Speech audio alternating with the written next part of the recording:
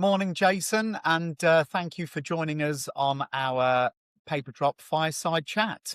Now, Jason, I'd like to get straight into it. Health and safety. A lot of our clients are trying to reduce risk in the business wherever they can. There's been a lot of horror stories out there with health and safety. I know one client up north was recently fined 250,000 quid because they didn't have an adequate risk assessment and method statement that was in place.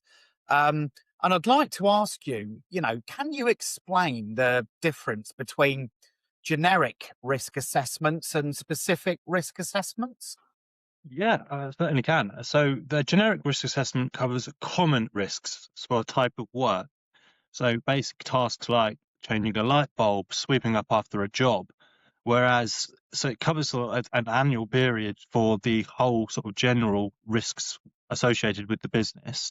Whereas a specific risk is tailored to an actual job. It's site specific, its conditions, its practice. So we go into more detail, so such as an electrical refurbishment of a commercial site. You'd have to look into the locking off procedures of the consumer units. You'd have to make sure a competent electrician is doing the works. And you'd have to ensure that everyone on site knows that that area is cordoned off safely to prevent anyone with unauthorized access to the live electrical elements of the job. So specific is a lot more tailored to the role, to the actual the job itself.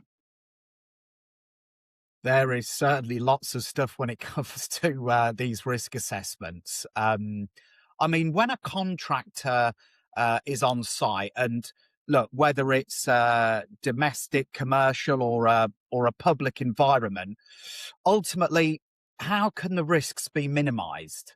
So you can minimize them by choosing a competent contractor. So check their qualifications, their experience, and insurance details of the business. You can plan the work properly by reviewing the RAMs and using permits for high risk tasks.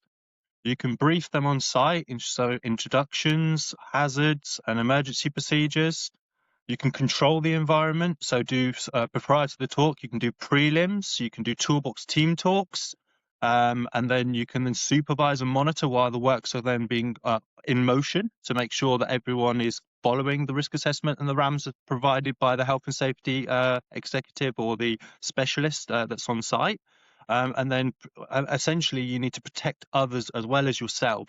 So it's especially important to protect the public or in occupied buildings or visitors that are nearby, because this could be in relation to a private company, or it could be in relation to on a public area. So you're in a city centre, and that would then include a lot more risks associated to that specific task. Got you.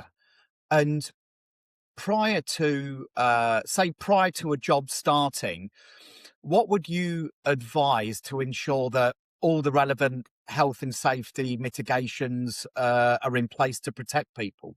Yeah, so sort of like before, where I just mentioned about the prelims. So they're essential prior to starting a job. You get together with everybody that's involved in the role, whether it's the contractor, the competent persons that are going to be in charge of the health and safety, as well as the principal designer, if it's a project that's obviously of a larger scale, and you discuss in detail the full risk assessment and method statements that's going to be completed for that specific job itself.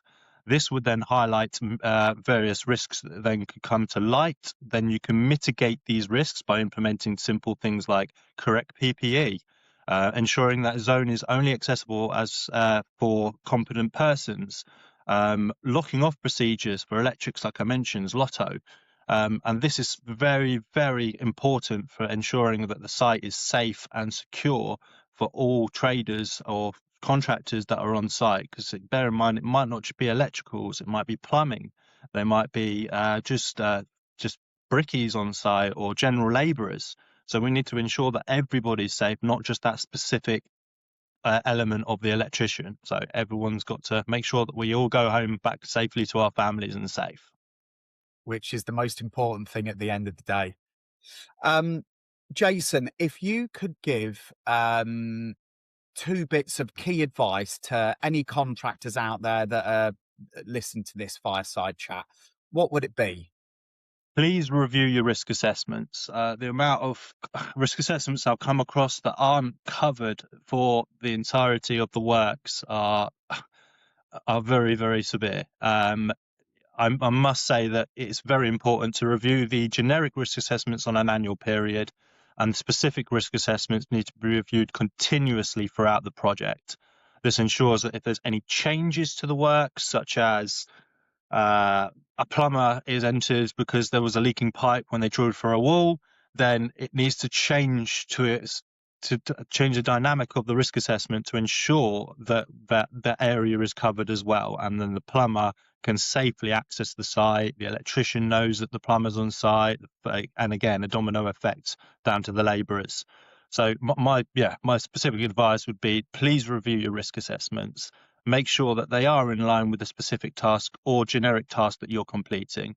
And if not, seek advice. There's people out there that you can help and speak to, and they're more than happy to provide, examples and practical advice for you to move forward and make sure that you are covered under the risk assessment and method statement for the Health and Safety at Work Act 1974.